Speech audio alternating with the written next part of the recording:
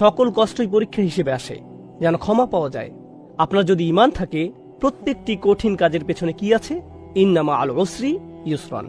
এটা আপনার কাজকে সহজ করে দেয়। যখন কারো কোনো সমস্যা থাকে আর সে জানে এটা সহজ হয়ে যাবে, সেটা জানে, তখন সে বিষয়টা সহজে নিতে পারে। যখন কেউ এর শেষ দেখে না, তখন সে এর প্রতি আগ্রহ হারিয়ে ফেলে।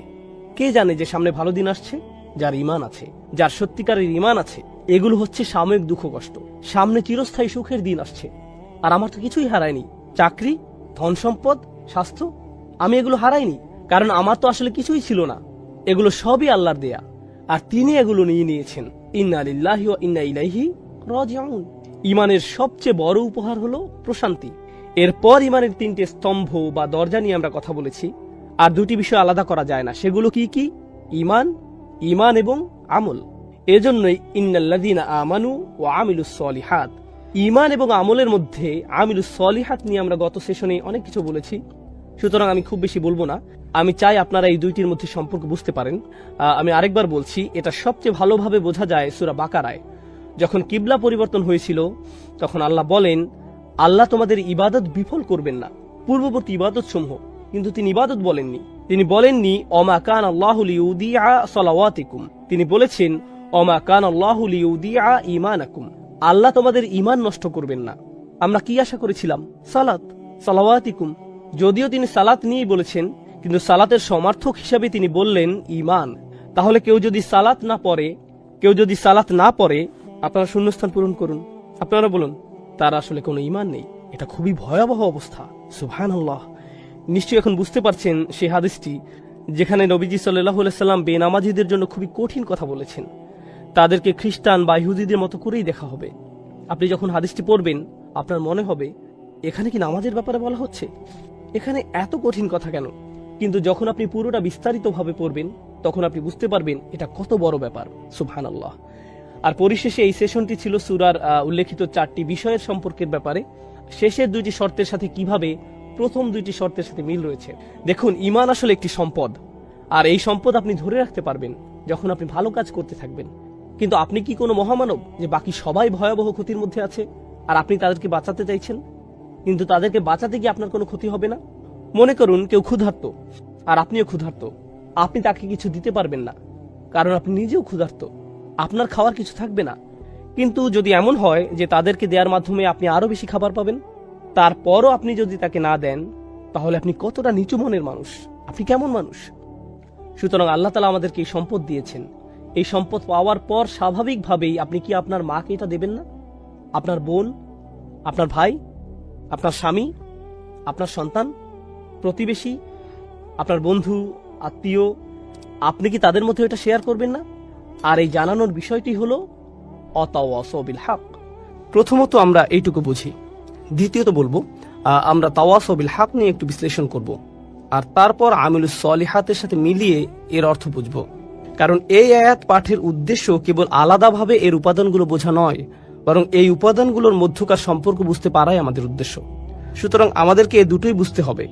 তাহলে আমরা যখন বলি তাওয়াসাউ বিল হক, প্রথমত ভাষাগতভাবে ওয়াসিয়া বা তাওয়াসি শব্দটি হচ্ছে, আসলে এটা আমরা গত সেশনে আলোচনা করেছিলাম, তাই খুব সংক্ষেপে বলতে গেলে এর মানে হচ্ছে কাউকে কোনো উত্তরাধিকার বা সম্পদ লিখে দেয়া।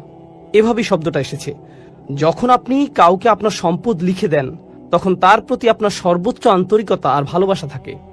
এমনকি আপনি তাকে কিছু উপদেশ বা ওসিয়ত করে যান, আর যা কিছু আপনি তাদের জন্য রেখে যান তা অবশ্যই তাদের কাছে খুবই মূল্যবান।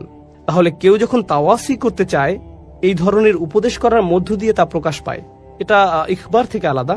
ইখবার বা ইলান কিংবা তালি, যখন আপনি কাউকে কিছু বলেন কিংবা কাউকে কিছু শিখান বা কারোর সাথে কোনো ব্যাপারে আলোচনা করেন, কাউকে কিছু বলেন, এগুলো তাওয়াসি নয়। তাওয়াসি এর মধ্য দিয়ে কারো প্রতি ভালোবাসা, আন্তরিকতা প্রকাশ পায়। আপনি কারোর সাথে এমনভাবে কথা বলেন যা দিয়ে তার প্রতি সত্যিকারের উদ্বিগ্নতা প্রকাশ পায়, আর আপনার মনে হয় যেন আপনার সময় শেষ হয়ে আসছে, আপনি সব সম্পদ রেখে চলে যাবেন, আপনার খুব বেশি সময় নেই, তাহলে আপনাকে তাড়াতাড়ি করতে হবে, আমাকে এই সব কিছু তোমার কাছে বুঝিয়ে দিতে হবে, আমি এখান থেকে চলে যাওয়ার আগেই যেন তুমি সবকিছু বুঝতে পারো। এটাই হলো তাওয়াসি এর মর্মার্থ। এরপর বিল হক শব্দটিকে আমরা 3 ভাবে বুঝতে পারি, আর এগুলোর প্রত্যেকটি মিলেই এই পুরো বাক্যটির অর্থ বোঝা যায়। প্রথমত, এই শব্দের শুরুর বা এটাকে আমরা ক্রিয়ার বিশেষণ হিসেবে নিতে পারি। এটা একটা ক্রিয়া বিশেষণাত্মক বাক্য হতে পারে। বাংলা করলে এর মানে দাঁড়ায় তারা একে অপরকে উপদেশ দেয়, তারা তাওয়াসি দেয়, তারা একে অপরকে উৎসাহিত করে। এটা হলো সরল অনুবাদ। তারা একে অপরকে সর্বোচ্চ আন্তরিকতার সাথে উপদেশ দেয়, সত্যিকার ভাবেই, সত্যের সাথে বা সত্যের দিকে না বলে, সত্যের সাথে বা সত্যের দিকে না বলে আমি এর অনুবাদ করেছি সত্যিকার ভাবেই। আমি শব্দটিকে ক্রিয়া বিশেষণ হিসেবে নিয়েছি। অর্থাৎ যখন তারা একে অপরকে উপদেশ দেয়, তারা সত্যিকার অর্থে সেই উপদেশটি দেয়। তারা বিষয়টিকে হালকাভাবে নেয় না বা উপদেশ দেওয়ার সময় সংকোচ বোধ করে না, এবং উপদেশ দেওয়ার ক্ষেত্রে তারা প্রকৃত অর্থে সৎ এবং আন্তরিক। অনেক সময় এমন হয়, যখন আপনি কাউকে উপদেশ দিতে যান, তাকে সত্যিটা পুরোপুরিভাবে বলার আগে আপনি দুইবার ভাবেন, কারণ আপনি তখন ভাবেন কি জানি সেটা শুনে আবার কি ভাববে। আপনি সত্যিটা জানানোর প্রতি পুরোপুরি সৎ নন। কিন্তু এখানে আমরা দেখছি যে যেহেতু এটা ক্রিয়া বিশেষণাত্মক বাক্য, বিলহাক শব্দটি হালও হতে পারে। আমরা এখানে দেখতে পাচ্ছি যেভাবে আপনি এই উপদেশটি দিবেন তা হবে পুরোপুরি সত্যিকার ও আন্তরিক। এতে আন্তরিকতা থাকবে, এতে পুরোপুরি সততা থাকবে। এটা হলো প্রথম বিষয়। বাংলা ভাবার্থ করলে বিলহাকের আরও একটি অর্থ হতে পারে সত্যের সাথে। আর এখানে আমরা বেশ কয়েকজন সাহাবীর তাফসির দেখতে পাই যারা বলেছেন সত্য বলতে এখানে, যেমন কাতাদা বলেছেন সত্য বলতে এখানে কোরআন বোঝানো হয়েছে, বা সত্য বলতে এখানে তাওহীদ বোঝানো হয়েছে, বা ওয়াহি বোঝানো হয়েছে, কিংবা রাসূল সাল্লাল্লাহু আলাইহি সাল্লামের উত্তরাধিকারকে বোঝানো হয়েছে। এ থেকে আমরা যা বুঝতে পারি তা হলো, যখন আপনি কাউকে কোনো উপদেশ দিবেন, আপনি তাকে কোরআনের মাধ্যমে উপদেশ দিবেন। অর্থাৎ যখন আপনারা একে অপরকে উপদেশ দিবেন, আপনি কিসের দ্বারা উপদেশ দিবেন? একটি আয়াতের মাধ্যমে। আপনি রাসূল সাল্লাল্লাহু আলাইহি সাল্লামের হাদিস দিয়ে উপদেশ দিবেন। এই অবস্থায় থাকলে তিনি কি করতেন? এই অবস্থার ব্যাপারে তিনি কি বলেছেন? আল্লাহ এই ব্যাপারে কি বলেছেন? কেউ হয়তো জীবনের আশা হারিয়ে ফেলেছে, আপনি কিভাবে তাকে তাওয়াসি বিল হক দিবেন? আপনি বলবেন, ইয়া আখি ইয়া ইবাদিয়াল্লাযীনা আসরাফু আলা আনফুসিহিম লা তাকনাতু মির রাহমাতিল্লাহ। তুমি কি জানো না আল্লাহ বলেছেন, হে আমার বান্দাগণ যারা নিজের উপর বাড়াবাড়ি করেছো, আল্লাহর রহমত থেকে নিরাশ হয়ো না। আপনি তাওয়াসি বিল হক করলেন সত্যের মাধ্যমে। আপনি উৎসাহ দিলেন, উপদেশ দিলেন সত্যের মাধ্যমে, সত্যের দ্বারা। এর আরেকটি অর্থ হচ্ছে সত্যের দ্বারা, কোরআনের মাধ্যমে উপদেশ দেওয়ার মাধ্যমে। এভাবেই আমরা একে অপরকে উপদেশ দিব। তৃতীয় অর্থটি হচ্ছে সত্যের প্রতি। তাহলে আমরা পেলাম সত্যিকার ভাবে, আমরা পেলাম সত্যের মাধ্যমে, আর শেষে পাচ্ছি সত্যের প্রতি। অর্থাৎ এ থেকে আমরা বুঝতে পারি এমন একজন মানুষ যে তার উদ্যম হারিয়ে ফেলেছে, সে তার শক্তি হারিয়ে ফেলেছে, তারপরও আল্লাহর উদ্দেশ্যে সে তার কাজ চালিয়ে যাচ্ছে। সূরা এখানে এই অংশটি আসার মাহাত্ম্য হচ্ছে, এই মানুষেরা ইতোমধ্যে ঈমান এনেছে এবং তারা ভালো কাজ করেছে, কিন্তু তাদের উদ্যম শেষ হয়ে আসছে। সুতরাং আপনাকে তাকে মনে করিয়ে দিতে হবে, দেখো তোমাকে এই সত্যের মুখোমুখি হতে হবে, আমাদের সবাইকে আল্লাহর সামনে দাঁড়াতে হবে। এই চূড়ান্ত সত্যটা ভুলে যেও না। আপনাদের একে অপরকে উপদেশ দিতে হবে, একে অপরকে স্মরণ করিয়ে দিতে হবে যে আমাদের উদ্দেশ্যটি কি ছিল। কারণ এখানে ইলাহ শব্দটির যে অর্থ আমরা পাই, এখানে এটার অর্থ হলো তাদের এই সকল কর্মের আসল উদ্দেশ্যের প্রতি আপনি তাদেরকে স্মরণ করিয়ে দিন। তাহলে আমরা তাওয়াসি বিল হক এই আয়াতের বা এর মাহাত্ম্য জানলাম। আল হক শব্দটিরও তিনটি তাৎপর্য রয়েছে। তাহলে আমরা বা এর তিনটি মাহাত্ম্য জানলাম, এবার আমরা আল হক শব্দের তিনটি মাহাত্ম্য জানব।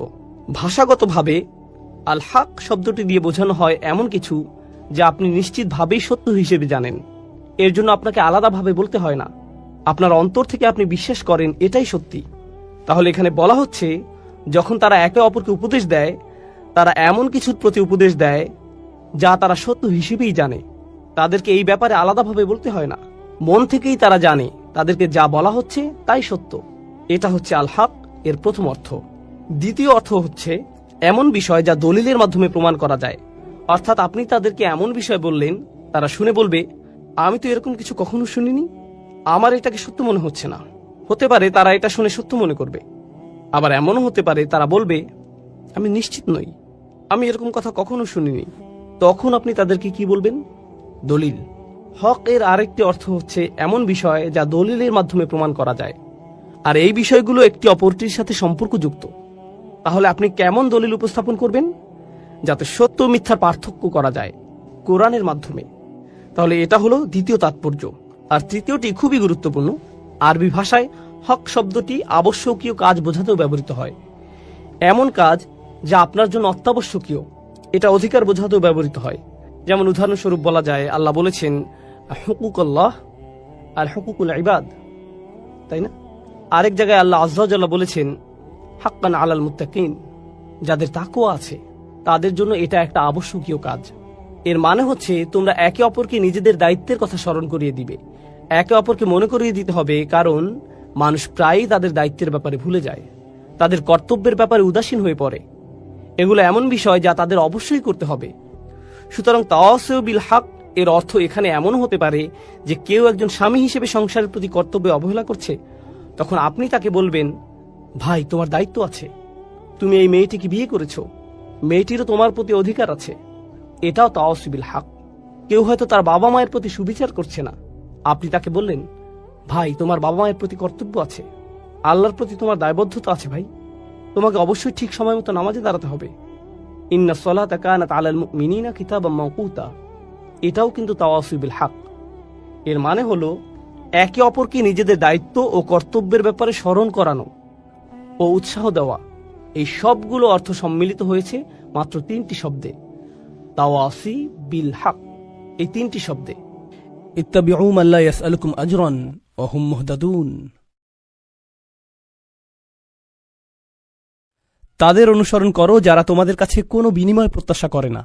এটাই সরল অনুবাদ। অনুসরণ করো যে তোমাদের কাছে কোনো বিনিময় চায় না। ওয়া হুম মুহতাদুন, আর তারা সরল পথে অঙ্গীকারবদ্ধ। মুসলিমরা কোরআনের যে ধারণাগুলোকে ভুল বুঝেছে এটি তারই। কোরআন বলেছে যে তারা কোনো বিনিময় প্রত্যাশা করেনি। ভাই, আপনার প্রোগ্রামের জন্য কেন ফি নির্ধারণ করেছেন?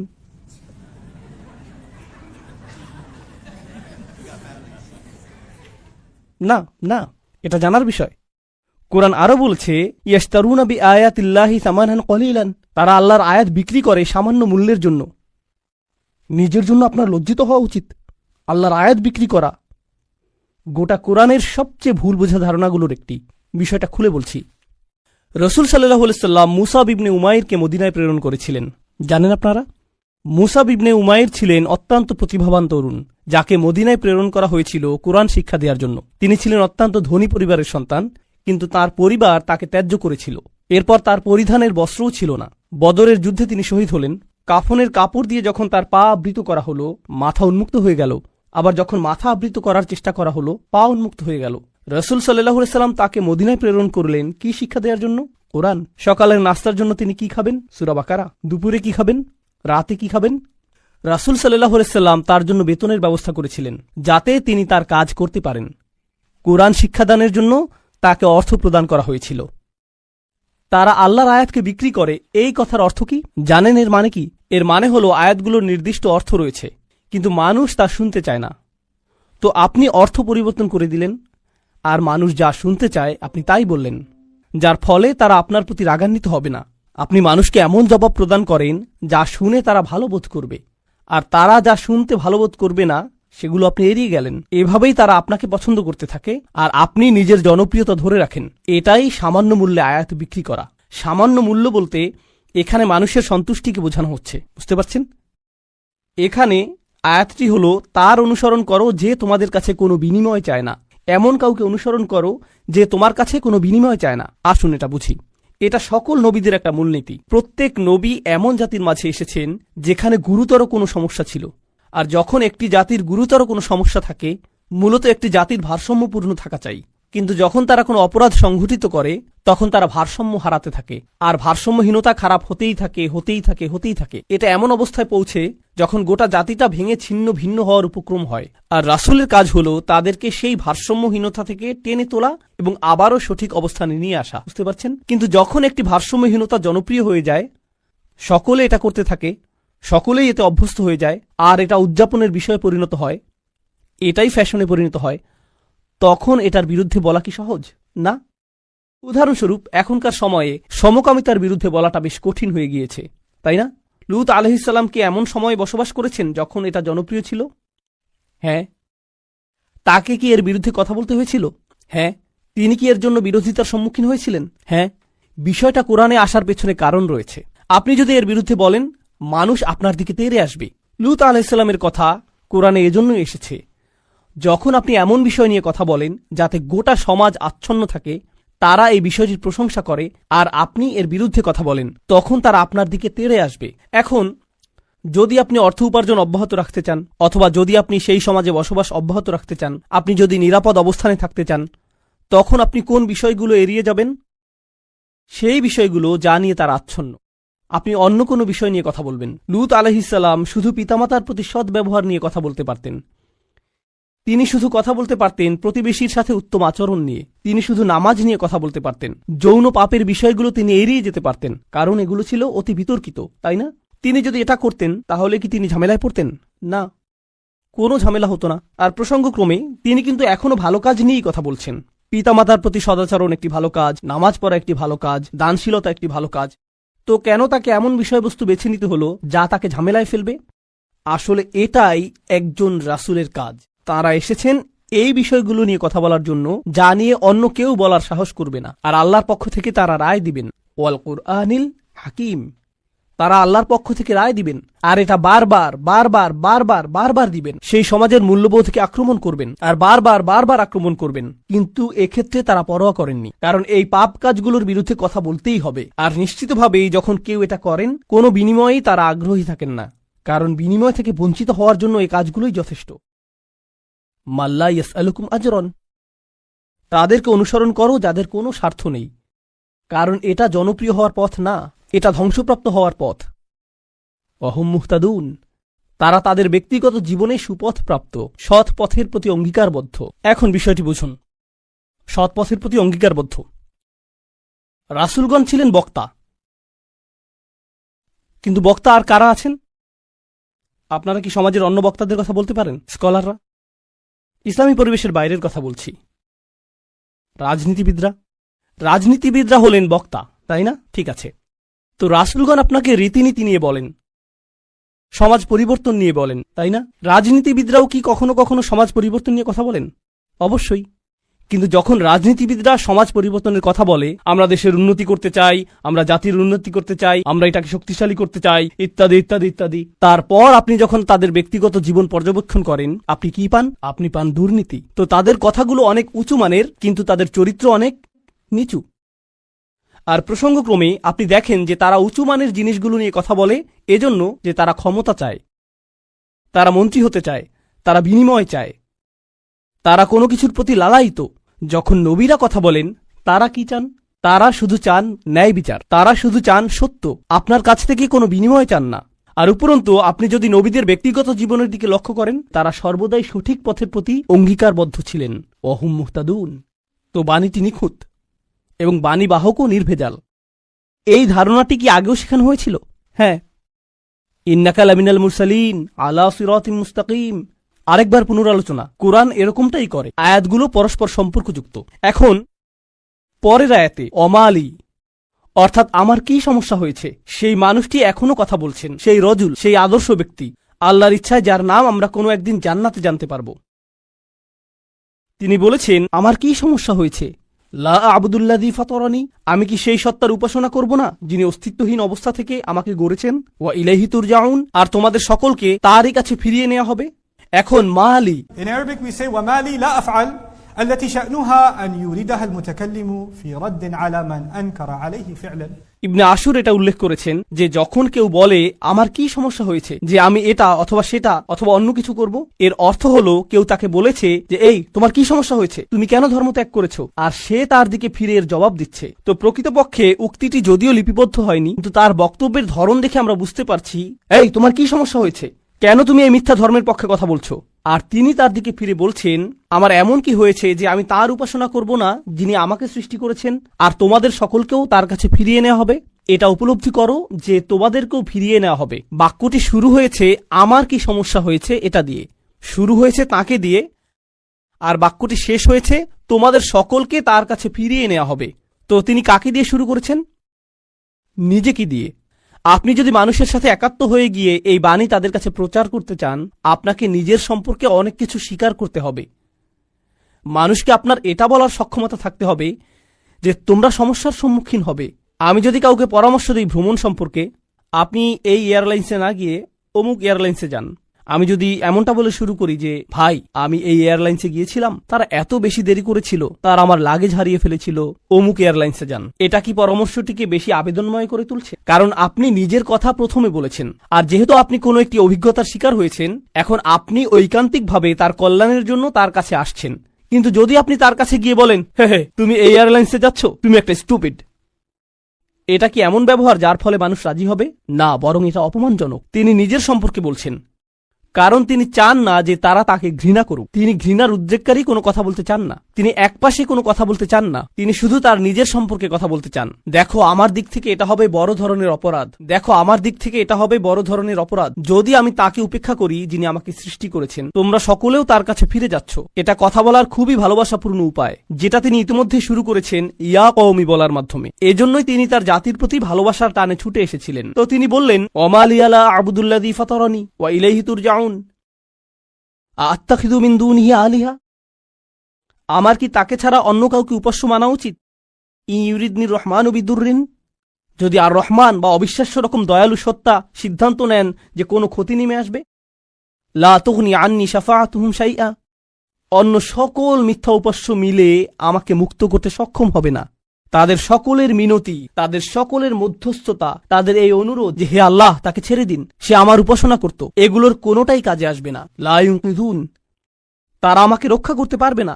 যদি আল্লাহ আমার প্রতি অসন্তুষ্ট হন, এই সব প্রতিমা আমাকে পরিত্রাণ দিতে পারবে না, এই সব পৌরাণিক উপাস্যগুলো আমাকে রক্ষা করতে পারবে না। কেন আমি অন্য কারো কাছে যাব? জানেন তিনি এখানে কি করছেন? তিনি তাদের ধর্মের সমালোচনা করেছেন, তাই না?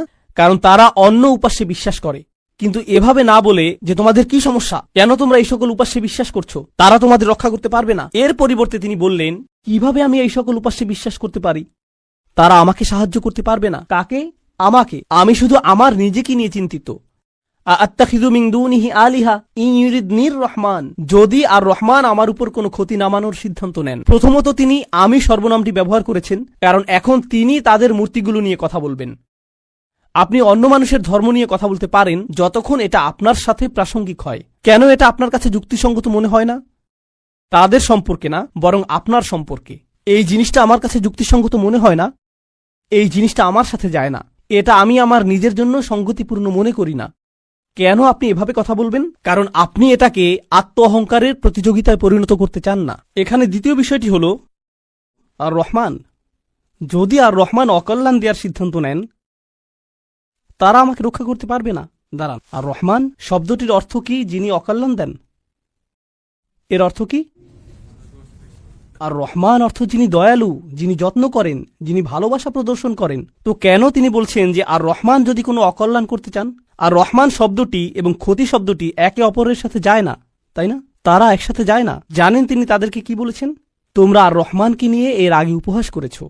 তোমরা বলেছ মা আনজালার রহমান মিন শাই, আর রহমান কোনো কিছু প্রেরণ করেননি। তারা ইতিমধ্যেই এই নামটি ব্যবহার করেছে। তার নাম অবিশ্বাস্য রকম ক্ষমাশীল এবং অত্যাধিক ক্ষমাশীল, কিন্তু এর অর্থ এই নয় যে তার অকল্যাণ সাধন করার ক্ষমতা নেই। আপনি তার নাম থেকে সুযোগ নিতে পারবেন না, আর ভাবতে পারবেন না যে কোনো কিছুই হবে না। আরে ভাই, আল্লাহ মহান, কোনো সমস্যা হবে না। কিছু মানুষ আল্লাহর সাথে আপোষ মীমাংসা করতে চায়। আমি আল্লাহর জন্য এত কিছু করি, আমি যদি সামান্য কয়েকটি বিষয় কখনোই না করি, এতে কোনোই সমস্যা নেই। আল্লাহর এটা বোঝা উচিত। আসলেই তার বোঝা উচিত। এমনভাবে কথা বলছেন যে তিনি এটা বুঝেন না। আপনি কি আল্লাহ সম্পর্কে এভাবে কথা বলার অবস্থানে রয়েছেন? হ্যাঁ, কারণ তিনি আর রহমান। ওকে, তাহলে দেখা যাবে